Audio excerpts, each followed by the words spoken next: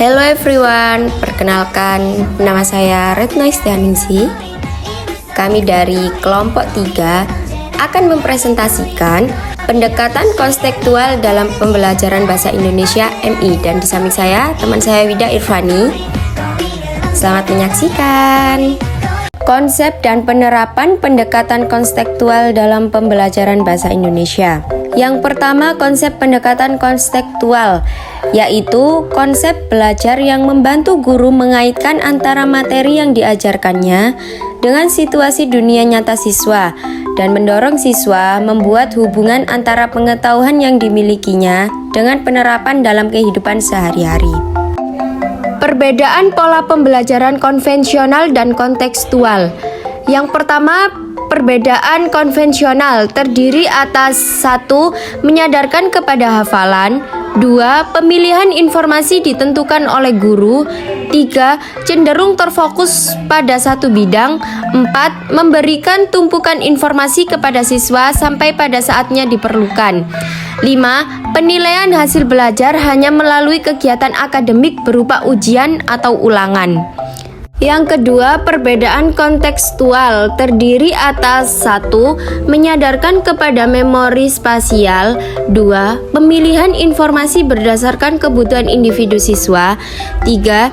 Cenderung mengintegrasi beberapa bidang, yaitu disiplin, 4. Selalu mengaitkan informasi dengan pengetahuan awal yang telah dimiliki siswa, dan 5. Selalu mengaitkan informasi dengan pengetahuan awal yang telah dimiliki siswa.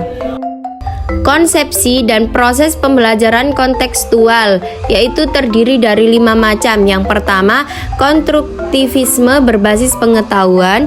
Yang kedua, pembelajaran berbasis usaha atau teori pertumbuhan kecerdasan. Yang ketiga, sosialisasi. Yang keempat, pembelajaran situasi. Dan yang kelima, pembelajaran distribusi. 6 kunci dasar pembelajaran kontekstual. Yang pertama, pembelajaran bermakna. Yang kedua, penerapan pengetahuan. Yang ketiga, berpikir tingkat tinggi. Yang keempat, kurikulum yang dikembangkan berdasarkan standar. Yang kelima, responsif terhadap budaya. Dan yang keenam, penilaian autentik. Apa sih bedanya CTL dan konvensional?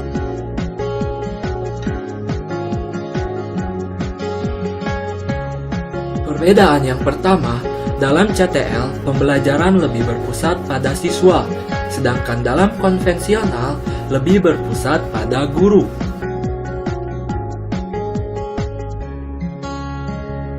Perbedaan yang kedua, dalam CTL cenderung mengintegrasikan bidang satu dengan bidang lainnya, sedangkan dalam konvensional hanya cenderung pada satu.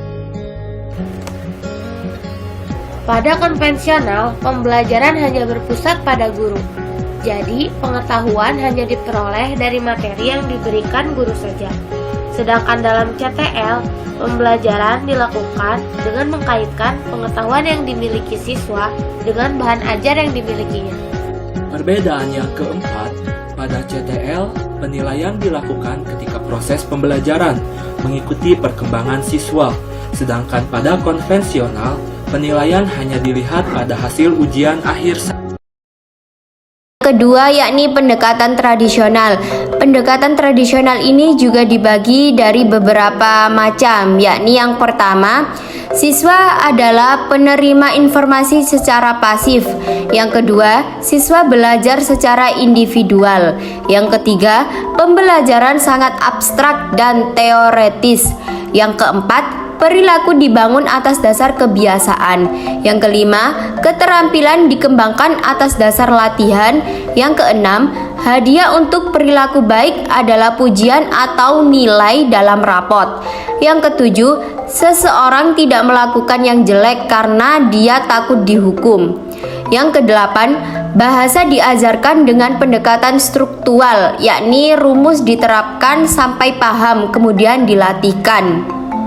Yang kesembilan, rumus itu ada di luar diri siswa yang harus diterangkan, diterima, dihafalkan, dan dilatihkan. Yang ke-10, rumus adalah kebenaran absolut. Yang ke-11, siswa secara pasif menerima rumus atau kaidah.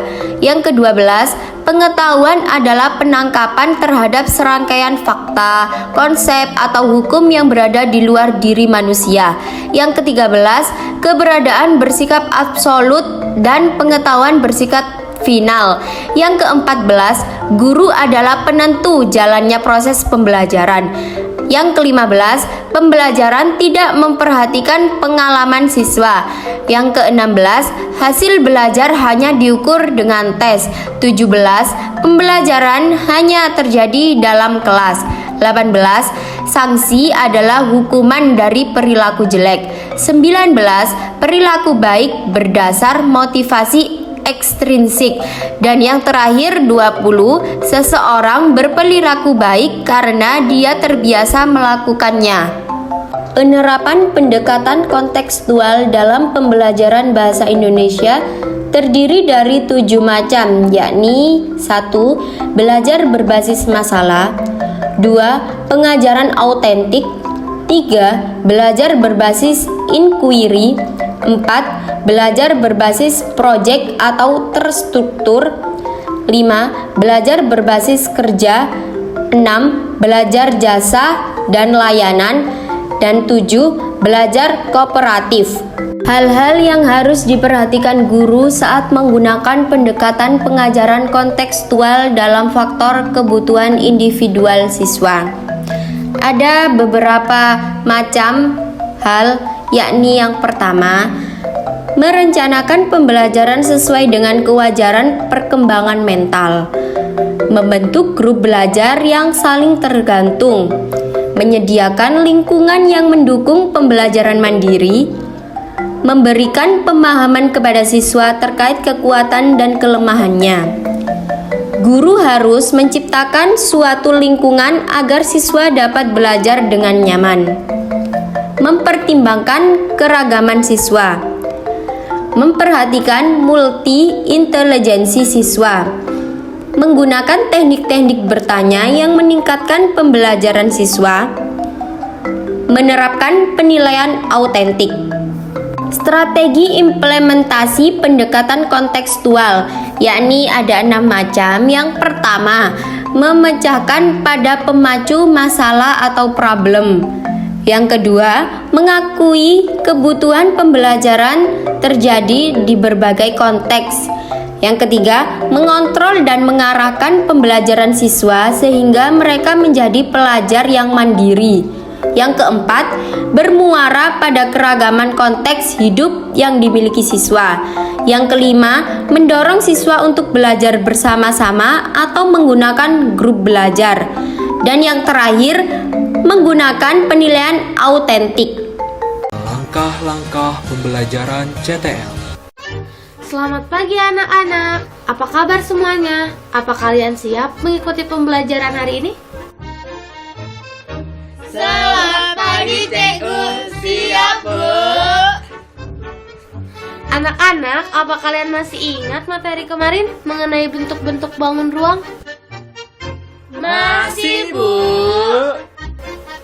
Nah, Ibu mau bertanya nih sekarang, siapa di sini yang pernah melihat Ka'bah? Saya, Bu. Dia, Bu. Dia, Bu. Yang belum pernah melihat bentuk Ka'bah, coba buka halaman 23 bukunya. Di situ ada contoh bentuk Ka'bah. Nah, setelah ini coba kalian bandingkan bentuk kubus dan Ka'bah. Setelah membandingkan, kira-kira apa yang dapat kalian simpulkan?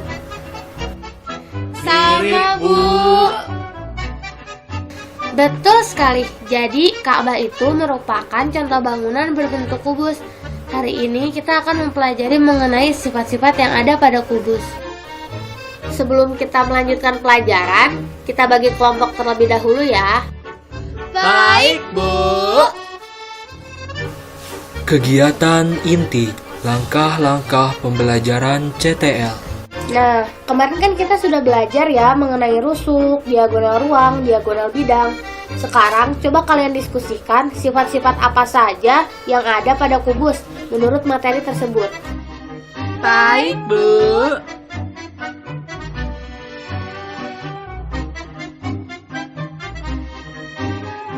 Nah, sudah beres diskusinya anak-anak? Coba sekarang siapa yang mau mempresentasikan hasil diskusi kelompoknya masing-masing? Dia, Bu. Dia, Bu. Sekarang, coba kalian kerjakan soal latihan ini ya. Baik, Bu. Semuanya sudah mendapatkan soal dari Ibu. Coba sekarang kalian diskusikan bersama kelompoknya ya untuk menjawab soal tersebut. Baik, Bu. Jadi, apa semua paham mengenai materi kubus hari ini? Coba, siapa yang mau menyampaikan kesan-pesan pada pematerian hari ini? Dia, Bu. Dia, Bu. Kegiatan akhir, langkah-langkah pembelajaran CTL. Sekarang, buat kesimpulan materi hari ini pada buku kalian masing-masing ya. Baik, Bu. Tadi kan kalian sudah mendiskusikan bersama kelompoknya. Setelah itu kalian sudah menyimpulkan materi hari ini.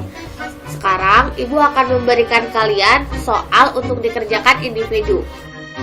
Baik, Bu. Tukarkan hasil soal yang telah kalian kerjakan bersama temannya ya. Kita akan bahas bersama-sama. Thanks for watching. Thank you teman-teman.